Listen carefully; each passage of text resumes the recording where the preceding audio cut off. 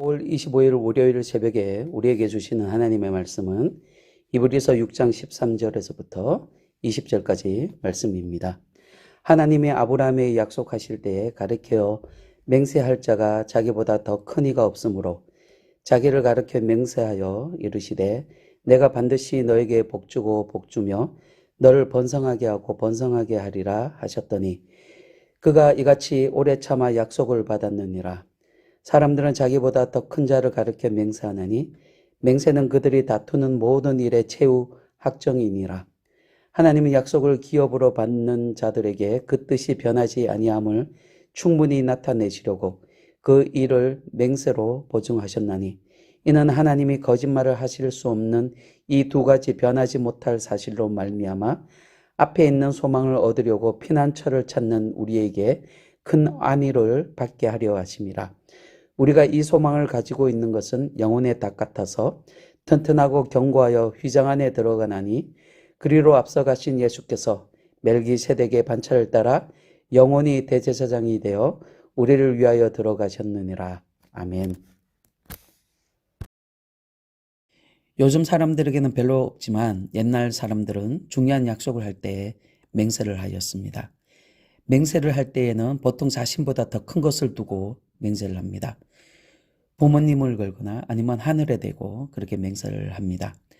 이렇게 자신보다 더 큰 것을 두고 맹세하는 이유는 자신의 말보다 그것이 더 믿을 만한 것처럼 보이기 때문입니다. 하지만 아무리 맹세를 하고 다짐을 해도 약속이 깨어질 때가 있습니다. 그것이 바로 우리 인간들이 가진 한계입니다. 하지만 하나님의 약속은 우리 인간의 약속과 다릅니다. 오늘 말씀을 통하여 우리 하나님의 약속이 어떻게 다른지 그 부분에 대하여 함께 나누고자 합니다. 첫 번째로 하나님의 약속입니다. 오늘 본문 13절을 보시길 바랍니다. 하나님이 아브라함에게 약속하실 때 가르쳐 맹세할 자가 자기보다 더 큰 이가 없으므로 자기를 가르쳐 맹세하여라고 말씀합니다. 이 말씀은 창세기 22장 16절 이하에 나오는 아브라함의 후손에 관한 하나님의 약속을 말씀하고 있는 것입니다. 그때 약속한 것이 오늘 본문 14절에서 계속적으로 나오고 있습니다. 이르시되 내가 반드시 너에게 복주고 복주며 너를 번성하게 하고 번성하게 하리라 하셨더니 하나님께서 아브라함의 후손들에게 반드시 복을 주고 번성하게 하시겠다라는 그런 약속의 말씀입니다. 이 약속의 말씀을 하나님께서 자신의 이름을 가르쳐 자신의 이름을 걸고 맹세까지 하시면서 그 약속을 아브라함에게 주셨습니다. 여러분, 우리 하나님은 연약한 인간이 아니십니다. 그분은 약속하신 것을 반드시 이루십니다. 하나님의 말씀은 맹세가 없어도 확실한 보장이 됩니다. 그런데 하나님은 아브라함과 약속하시면서 자신을 가르쳐 맹세까지 하셨습니다. 자신보다 더 큰 이가 없기 때문에 하나님 자신을 걸고 맹세하신 것입니다. 이 말은 하나님의 약속은 도저히 성취되지 않을 수 없는 반드시 이루어질 보장 중에 보장된 너무나 확실한 약속이라고 그렇게 강조하면서 말씀하고 있는 것입니다. 아브라함은 당장 눈에 보이는 것이 없었습니다. 하지만 그는 하나님의 약속을 믿었습니다. 그리고 하나님이 하시는 놀라운 일들을 그는 곧 경험하게 되었습니다. 여러분, 우리 하나님은 약속하시고 그것을 이루십니다. 하나님은 자기 백성에게 약속하시기를 기뻐하십니다. 약속을 통해 믿음을 단련시키시고 소망을 갖게 하십니다. 하나님의 약속이 지금은 이루어질 것처럼 보이지 않더라도 믿음을 가지고 인내하며 기다려야 합니다. 하나님은 약속하신 것을 반드시 이루시는 신실하신 분이심을 여러분 믿으시기를 바랍니다. 아멘. 두 번째로 볼 말씀은 맹세의 보증입니다. 여러분, 인간은 거짓으로 약속을 할 때도 있습니다. 처음부터 지킬 마음도 없이 형식적으로 약속하는 것입니다. 때로는 어쩔 수 없는 상황 때문에 약속을 지키지 못하기도 합니다. 인간이 약속에 신실하지 못한 것은 바로 인간이 연약한 죄인이기 때문입니다. 그러나 하나님의 약속은 다릅니다. 전능하신 하나님이 하지 못하실 일은 전혀 없습니다. 하나님의 약속 그 자체보다 더 확실한 것은 없습니다. 그런데 본문 17절을 보시길 바랍니다. 하나님은 약속을 기업으로 받는 자들에게 그 뜻이 변하지 아니함을 충분히 나타내시려고 그 일을 맹세로 보증하셨나니 라고 말씀합니다. 하나님은 자신의 약속이 충분히 나타내시고자 그 일을 맹세로 보증하셨다라고 말씀하십니다. 하나님은 약속하신 것을 맹세하십니다.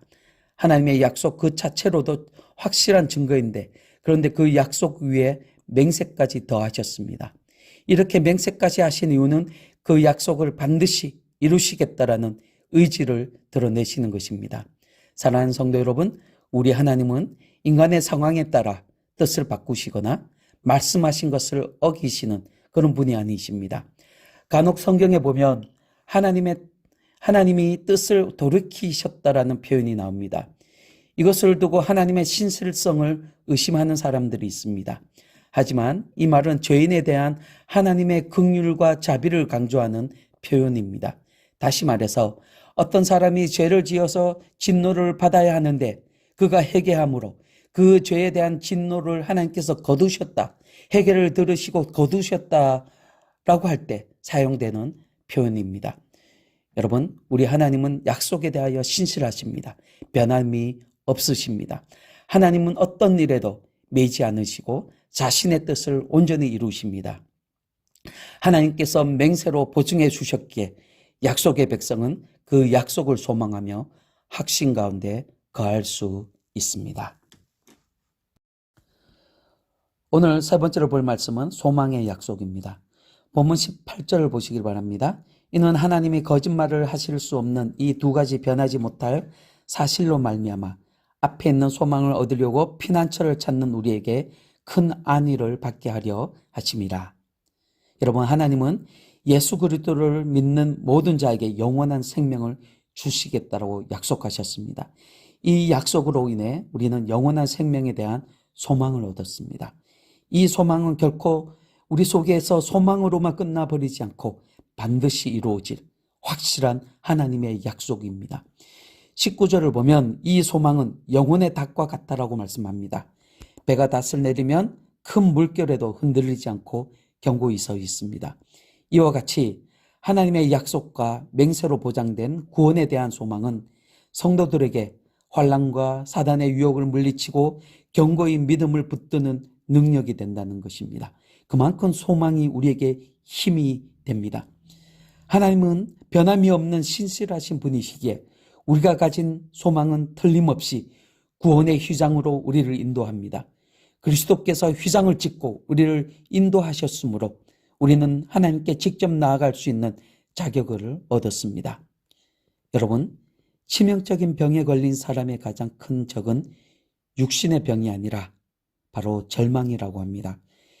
성경에서 사단에 대하여 몇 가지 이야기를 합니다.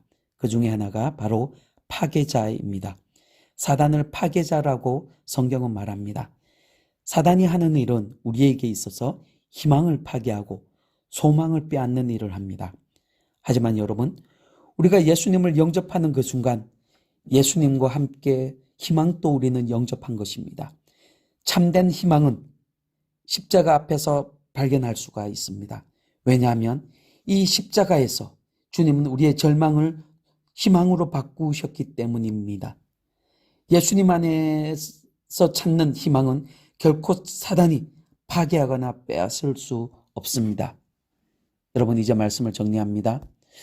맹세로 보증하신 하나님의 약속을 받는 성도는 세상에서 두려울 것이 없습니다. 사단도 사망의 권세도 두렵지 않습니다. 하나님께서 우리에게 하신 생명에 대한 약속을 반드시 성취하시기 때문입니다. 사랑하는 성도 여러분, 믿는 자에게 영생을 주신다는 하나님의 확실한 약속을 굳게 붙들 수 있기를 바랍니다. 세상에 있는 모든 것은 흔들릴지라도 그 소망은 저와 여러분을 붙들어 줍니다. 결코 흔들리지 않도록 우리를 굳건히 붙들어 줄 것입니다. 하나님의 맹세로 세운 이 약속을 붙들고 오늘도 당당하게 세상을 이기며 살아가는 저와 여러분이 되시기를 주님의 이름으로 축원드립니다. 아멘.